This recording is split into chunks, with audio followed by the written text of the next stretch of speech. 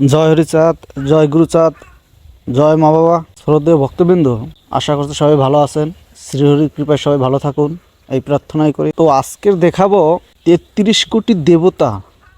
আমরা শুনেছি, পরবর্তীতে শুনেছি যে এটা আসলে ভুল।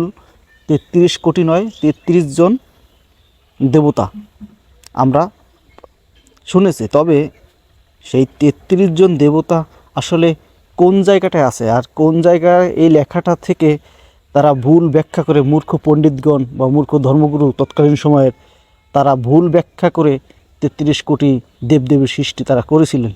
আজকে দেখব সেই জায়গাটা, যে সেই 33 জনকে 33 কোটি বানিয়েছিল, সেই 33 জন দেবতা কোথায় উল্লেখ আছে, কিভাবে আছে, কোন কোন জায়গায়, আমরা সেই জায়গাটা দেখব। আপনারা সঙ্গে থাকুন। এরকমের নানান শ্লোকের ভুল ব্যাখ্যা করে, তারা ভুল অনুবাদ করে নানান দেবদেবী, নানান ভগবানের সৃষ্টি তারা করেছেন। এবং এই যে সতীদাহ প্রথা, এই সতীদাহ প্রথাকেও তারা ভুল ব্যাখ্যা করে এই সতীদাহ প্রথার সৃষ্টি তারা করে তৎকালীন সময়। আমরা পরবর্তীতে গিয়ে সেগুলোও দেখাবো আস্তে আস্তে। তো আজকে শুধু 33 জন দেবতা নিয়ে দেখাবো, এটা সরাসরি কোথায় আছে, কোন জায়গা থেকে এই 33 দেবতা আসলো, আর এখান থেকে তারা 33 কোটি কীভাবে বানিয়েছিল। আলোচনা শুরু করার আগে সবাইকে বলবো, চ্যানেলটি লাইক করুন এবং সাবস্ক্রাইব করে বেল বাটনটি বাজিয়ে দিন। আমাদের এই চ্যানেলে আলোচনা স্বতন্ত্র আলোচনা, এখানে কোনো সাম্প্রদায়িক বা কোনো সংগঠন ব্যক্তিগতভাবে কোনো আলোচনা হয় না। যা হয় স্বতন্ত্রভাবে, শাস্ত্রে যা আছে শাস্ত্রের প্রমাণ সমেত দেখানো হয়। আমাদের অনুরোধ, আপনারা অনেকেই এই চ্যানেলের ভিডিও দেখেন, সাবস্ক্রাইব করেন না বা লাইক করেন না। আপনারা যদি সাবস্ক্রাইব করেন, লাইক করেন, আমরা এভাবে ভিডিও তৈরি করতে উৎসাহিত হব। তো আমরা আজকে দেখব ঋগ্বেদ সংহিতা থেকে, কারণ হিন্দু ধর্মের প্রধান ধর্মগ্রন্থই ঋগ্বেদকে বলা হয়, আমরা সবাই জানি। আর এটাই আদি শাস্ত্রগ্রন্থ, এটাকেই বলা হয়। আর এই ঋগ্বেদের ভিতর থেকে আমরা সেই তথ্য পাব। তো দেখুন, ঋগ্বেদ সংহিতা, ঋগ্বেদ সংহিতা 2য় খণ্ড। গ্রন্থটি অনুবাদ করেছেন রমেশ দত্ত। এই গ্রন্থের আমরা 8ম মণ্ডলে আমরা যাব। আমরা চলে আসছি, দেখুন অষ্টম মণ্ডল, 8ম মণ্ডলের 28 সূক্ত। এই দেখুন 28 সূক্তের 1 নম্বর ঋক। এই বেদে শ্লোক হয় না, বেদের শ্লোকগুলোকে ঋক বা মন্ত্র বলা হয়। দেখুন 1 নম্বর ঋকের অনুবাদ। 63 পর 3 সংখ্যাযুক্ত যে দেবগণ বহিতে উপবেশন করেছিলেন, তারা আমাদের জানুন এবং 2 প্রকার দন দান করুন। এখানে কি বলেন, এই দেখুন 63 পর 3 সংখ্যাযুক্ত, অর্থাৎ এখানে আপনারা এর যে টিকা, এই যে টিকা দেখুন সরাসরি বোঝার জন্য 33 জন দেবতার উল্লেখ। এই যে 63 পর 3 অর্থাৎ 33 সংখ্যাযুক্ত যে দেবগণ পেলেন, এখানে 33 জন দেবতা। এরপরে দেখুন এই 8ম মণ্ডলে 30 সূক্ত, 30 সূক্তে 2 নম্বর ঋকে, 2 নম্বর ঋকের অনুবাদ দেখুন। হে শত্রুবক্ষক মনুর যজ্ঞাহ দেবগণ, তোমরা ত্রয়ত্রিংশৎ, তোমরা এ প্রকারে স্তুত হয়েছ। অর্থাৎ এই 33 জন, এই ত্রয়ত্রিংশৎ অর্থাৎ 33 জন তোমরা এ প্রকারে স্তুত হয়েছ। অর্থাৎ এই যে 33 জন দেবতার উল্লেখ দেখুন টিকায়, এখান থেকে আমরা পেলাম। এরপরে গিয়ে দেখি 8ম মণ্ডলে 35 সূক্ত 3 নম্বর ঋক। এই দেখুন এই 3 নম্বর ঋক অনুবাদ।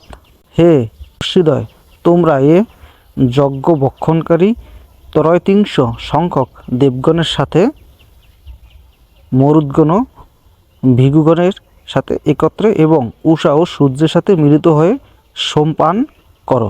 তাহলে আমরা এখান থেকেও কি পেলাম, ত্রয়ত্রিংশ অর্থাৎ 33 সংখ্যক দেবগণ, এখান থেকে আমরা পেলাম। ওইটারই টিকা 33 জন দেবতার উল্লেখ, কোনটা উপরে যেটা এইমাত্র দেখলাম ওইটার টিকা।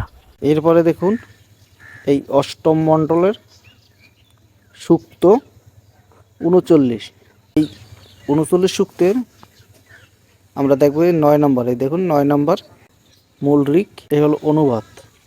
9 নম্বর ঋকের অনুবাদ। যজ্ঞে তরঙ্গে 300 দেবগণের যাগ করুন, মানে যজ্ঞ করুন, আমাদের অভিলাষ পূরণ করো। আর এটা টিকা, দেখুন টিকা 33 দেবের উল্লেখ। এখান থেকে আমরা পেলাম যে 33 জন দেবতার উল্লেখ এই বেদ থেকে পেয়ে এলাম, এখান থেকেও। এরপরে আমরা আসলাম এই অষ্টম মণ্ডলে 57 সূক্ত 2 নম্বর ঋক। এই 2 নম্বর ঋকের অনুবাদ দেখুন, দেবগণের সংখ্যা 300, তারা সত্য, তারা যজ্ঞের সম্মুখে দৃষ্ট হন। এটা টিকা এই দেখুন 33 জন দেবের উল্লেখ। এরপরে গিয়ে আমরা দেখি নবম মণ্ডলের 4 নম্বর ঋকের অনুবাদ দেখুন, এখান থেকে, হে ক্ষরণশীল সোম, তোমার সে সুপ্রসিদ্ধ 33 দেবতা। এটা টিকা দেখুন এই যে 33 দেবতার উল্লেখ। তারপরে নবম মণ্ডলে দেখুন 53 নম্বর সূক্ত 6 নম্বর ঋক, সুপ্রসিদ্ধ 33 দেবতা লোচনের অগোচর স্থানে রয়েছেন।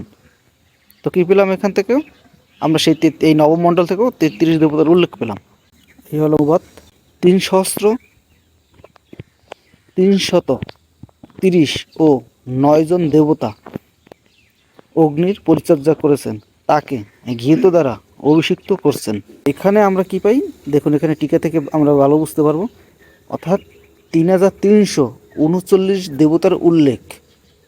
মানে এই আমরা নবমণ্ডলের 57 সূক্ত থেকে আমরা এখানে পাই 3339 দেবতার উল্লেখ। এই একটা জায়গায় আমরা শুধু পাই, আর সব জায়গায় আমরা 33 জন দেবতার উল্লেখ পাই। কিন্তু এই যে 3339 জন দেবতার উল্লেখ কিভাবে আসলো, এখানে দেখুন এই আপনারা অন্যান্য স্থানে আমরা 33 দেবতার উল্লেখ পেয়েছি।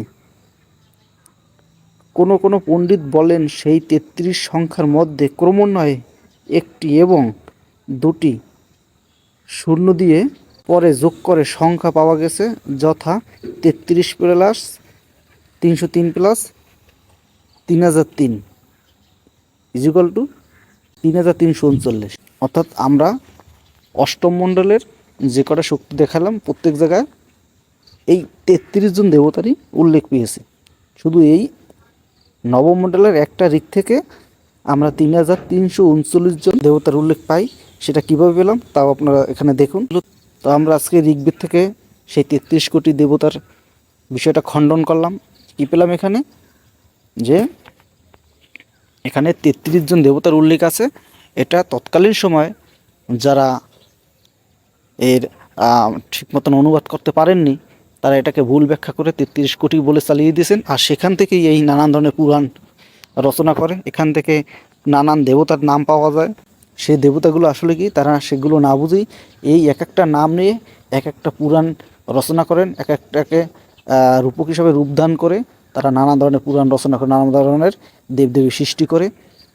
আর পরবর্তীতে গিয়ে যখন এটা খণ্ডন করা হয় যে 33 জন দেবতা 33 কোটি নয়, কিন্তু ওই পুরাণগুলো আর খণ্ডন করা হয়নি, সেগুলো সেভাবেই রয়ে গেছে। আর সেখান থেকেই এই আমাদের নানান দেবদেবীর ইত্যাদির আবির্ভাব তারা করেছে, সৃষ্টি করেছে।